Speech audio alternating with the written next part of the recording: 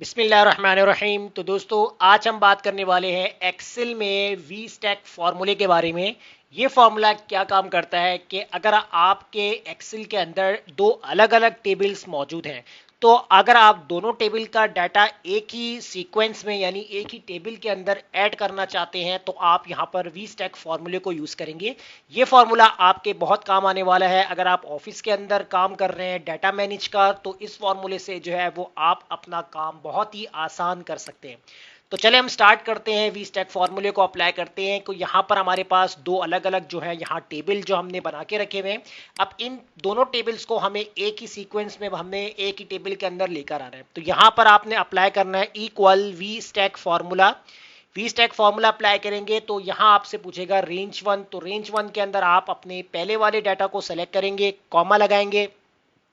उसके बाद range to में आपने अपने सेकंड टेबल को सेलेक्ट कर लेना है। उसके बाद ब्रैकेट क्लोज करके आप कर देंगे इंटर। तो जैसे एंटर करेंगे तो यहाँ आप देख सकते हैं कि आपके पास फर्स्ट टेबल का जो डाटा है वो PS4 यानी इसका कोड नंबर है यहाँ तक था और एंट्री रैम तक है। तो इसने पहले वाला डाटा हमें जो है यहाँ पर इस तरीके से बना के दिया है। उसके बाद नीचे जो आपको नजर आ रहा है रिकॉर्ड, ये आपका सेकंड टेबल का है।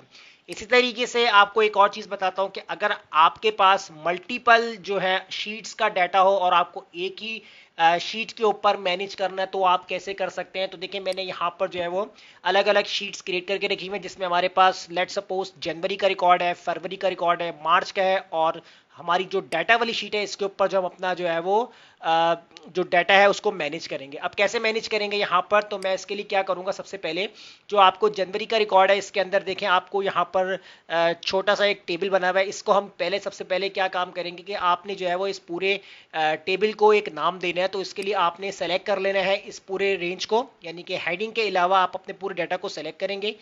डाटा में जाने के बाद यहां पर आपसे पूछेगा नेम रेंज, इसके ऊपर आपने क्लिक करना है और यहां पर आपने नाम देना है कोई भी। तो मैंने फिलहाल यहां पर दे दिया नाम टेबल वन के नाम से, इसको मैंने कर दिया ओके। फिर नेक्स्ट हम चलेंगे शीट फैब के ऊपर। अब इस वाले डाटा को हम सेलेक्ट करेंगे विदाउट हेडिंग्स और दोबारा से डाटा में जाकर हम यहां पर नेम रेंज पे क्लिक करेंगे और इस वाले टेबल का मैं नाम दे दूंगा टेबल टू। इसके बाद हम इसको भी ओके कर देंगे। नेक्स्ट हमारे पास मार्च का टेबल है, इसको आपने सेलेक्ट कर लेना है यहाँ पर विदाउट हेडिंग्स और यहाँ पर दोबारा से आपने डाटा में जाना है, नेम रेंज पे क्लिक करना है और यहाँ पर आपने जो है वो सेकंड टेबल का नाम रखते हैं यहाँ पर टेबल थ्री। तो जिस तरह जितने भी टेबल्स होंगे आपके पास 5 हो 10 हो और उन तमाम रिकॉर्ड्स को आपने एक ही शीट के ऊपर अगर आपको मैनेज करना है, तो आप कैसे जो है यहाँ पर मैनेज करेंगे। तो देखिए, नेक्स्ट शीट जो होगी हमारे पास डाटा की है, तो मैंने यहाँ पर हेडिंग बना के रखी हुई है कोड और आइटम्स के, और अलग अलग जो हमारे मंथ वाइज रिकॉर्ड होंगे इसको हम एक ही शीट के ऊपर लेकर आएंगे। तो मैं यहाँ पर वी स्टैक फॉर्मूला अप्लाई करूंगा और सारे रिकॉर्ड जो होंगे हमारे पास एक ही शीट में आएंगे। तो मैं यहाँ पर अप्लाई करूंगा equal V stack formula apply करूंगा यहाँ पर। उसके बाद रेंज वन हमने यहाँ पर देनी है, जो हमने अपने टेबल्स के नाम रखे थे वो आपको यहाँ पर टाइप करना है। जैसे मैंने सेलेक्ट किया टेबल वन, तो देखिए यहाँ पर आपके पास टेबल्स के नेम्स आ रहे हैं। तो आपने टेबल वन सेलेक्ट कर लिया, कॉमा लगाया। उसके बाद टेबल टू आप जब लिखेंगे तो यहाँ पर टेबल टू आ जाएगा, इसको सेलेक्ट कर लेंगे, कॉमा लगाएंगे। इसके बाद नेक्स्ट आपके पास है टेबल थ्री, इसको आपने सेलेक्ट कर लेना है, ब्रैकेट आप क्लोज करेंगे और आप कर देंगे यहाँ पर इंटर।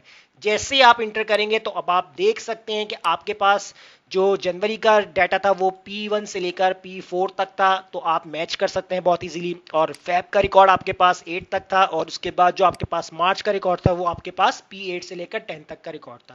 तो आप इस तरीके से इस वी स्टैक फॉर्मूले के जरिए आप तमाम मंथली रिकॉर्ड्स को जो है वो एक ही शीट के अंदर जो है मैनेज कर सकते हैं। तो ये फार्मूला आपके बहुत काम आने वाला है। तो वीडियो अच्छी लगी लाइक कीजिए, फ्रेंड्स में शेयर कीजिए और हमारे चैनल को सब्सक्राइब करना मत भूलिएगा। मिलते हैं नेक्स्ट वीडियो में, शुक्रिया।